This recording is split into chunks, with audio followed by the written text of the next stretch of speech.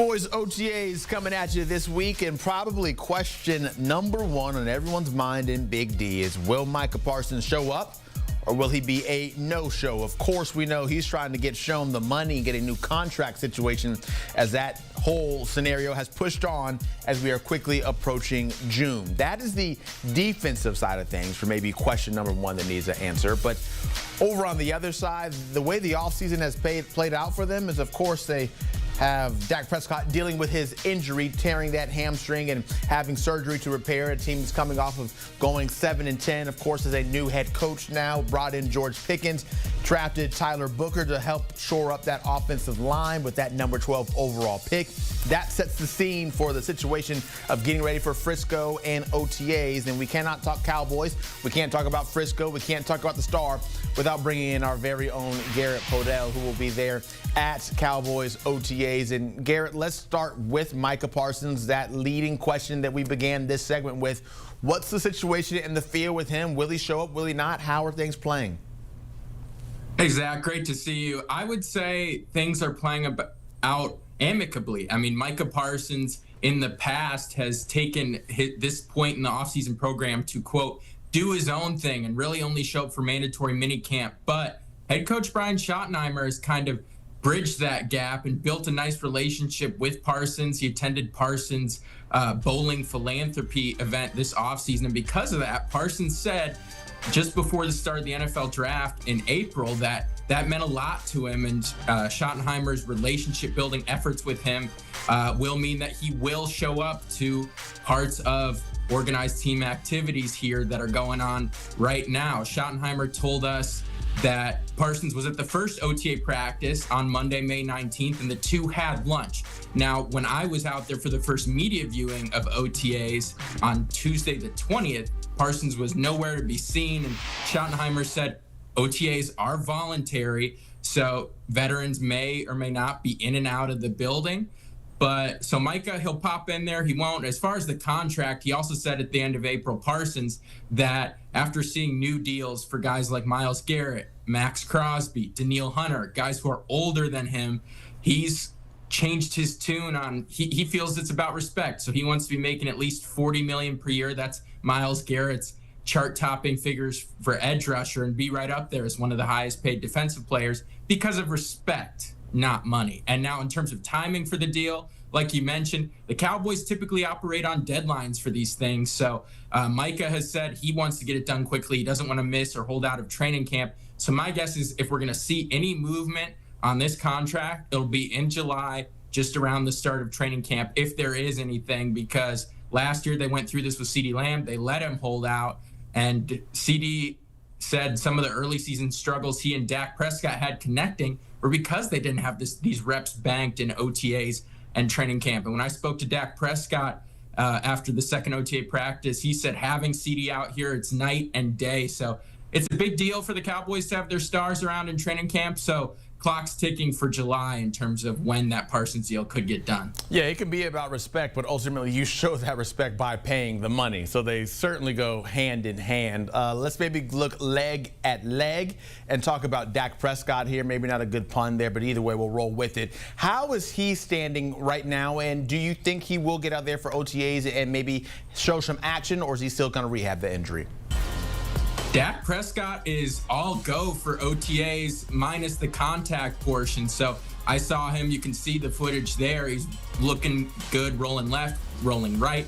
He had the hamstring surgery in mid-November, and I spoke to kind of an independent physical therapist just to get his idea on his recovery. He said, yeah, Prescott is right on track for somebody 7-8 months removed from the procedure. And Dak said he's cleared for everything except contact. And he took most of the reps with the first team on Tuesday at the first media viewing of OTAs, their second practice. And he looked good, rolling left, rolling right, smooth, hitting guys down the sideline. So as far as where he's at in the offseason, he's right on track to play week 1 in Philadelphia on Thursday, September 4th. Not allowed to get hit for now, but no quarterbacks get hit this time of year. So he's progressing very nicely for Dallas, and they're all excited about that. Schottenheimer said Dak looks great. So certainly good news for the Cowboys there, because that means if Dak is able to play and he's healthy, you don't need to see too much from Joe Milton. But still, him now being the backup, where does the team feel about his standing with the team and how comfortable they are with him? It's a good question, Zach, because he's someone who's viewed as having a really high ceiling, cannon for an arm. We saw in his start in Week 18 against the Buffalo Bills when he finally got to play in place of Drake May. He could roll out and throw it with high velocity deep downfield, and that's what I've seen from him in OTAs. Some awesome deep balls.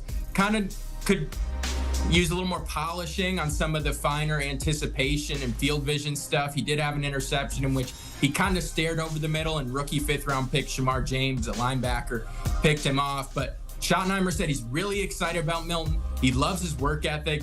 I know this may sound cliche, but one of the first guys in the building, one of the last guys to leave. And they really like his ceiling and potential, and they view him as somebody who they're excited to get their hands on and develop. He's only in year 2 of his rookie deal, so they've got some time with him under contract and could provide a much higher ceiling should Dak Prescott get hurt again. They had Cooper Rush for the vast majority of Dak Prescott's career, and he was accurate but didn't exactly scare anybody deep. Joe Milton maybe needs a little more refinement, but he definitely can scare you deep. Yeah, so if Milton is not working with the ones, he may not get as many opportunities to work with George Pickens, now coming over to Dallas. But of course, Pickens now there with the team. How is he fitting in so far?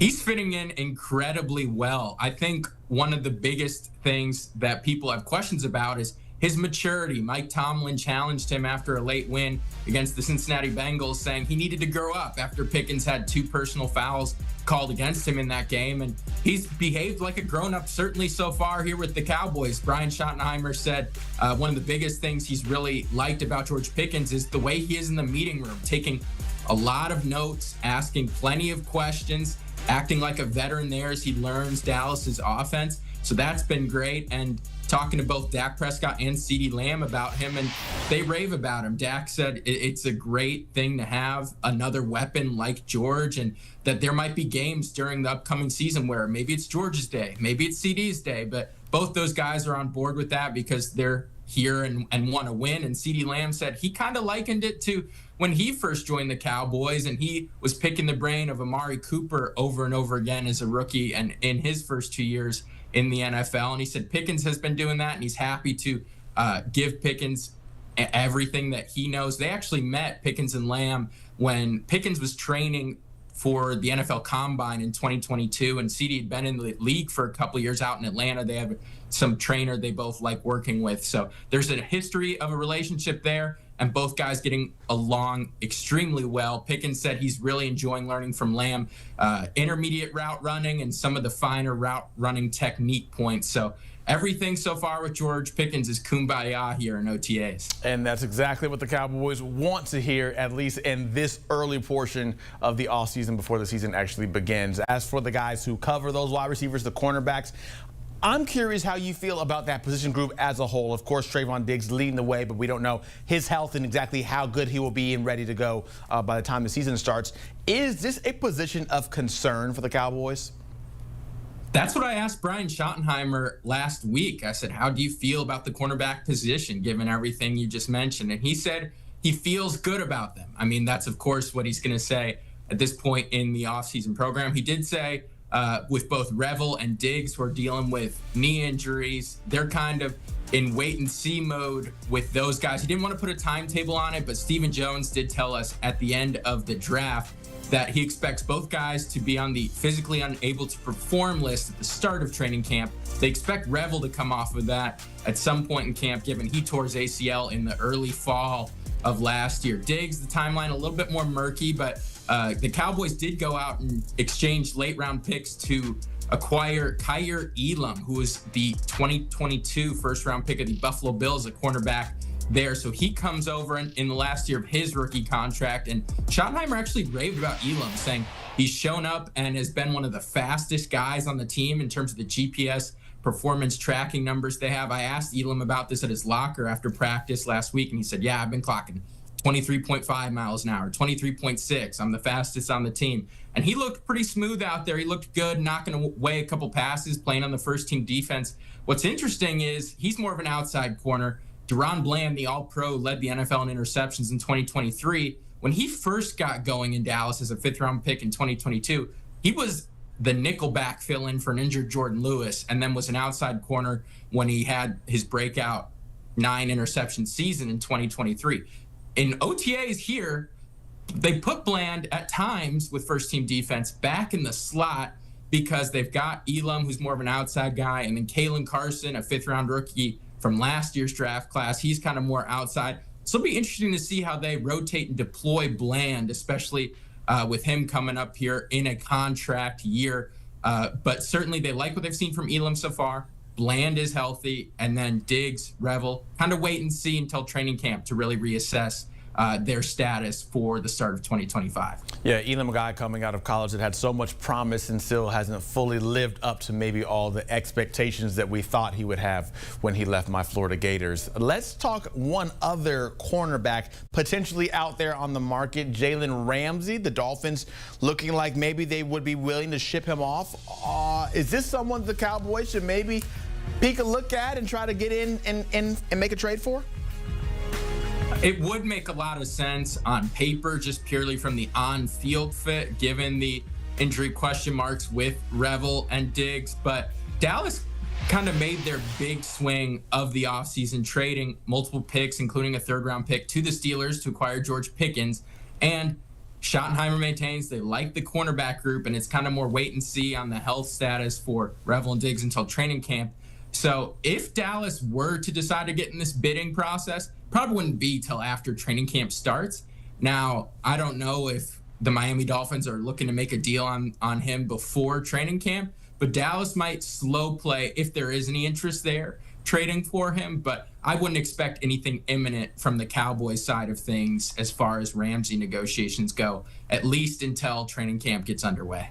Hey, training camp will be here before we know it, though. And, of course, need to get to OTAs first before you get a little break, and then we really get down to the nitty-gritty of the entire football schedule. Garrett Podell, thank you so much for staying on top of everything when it comes to the Dallas Cowboys. And this is a Cowboys team that, when you talk about the longest active NFC championship game droughts, look who has the longest one with at least an appearance at one point. That is the Cowboys, 1995. Only drought that's longer in the AFC is the Browns in 89, Dolphins in 92. But it's been a lot of misery for Cowboys. They hope that maybe things can change up this year.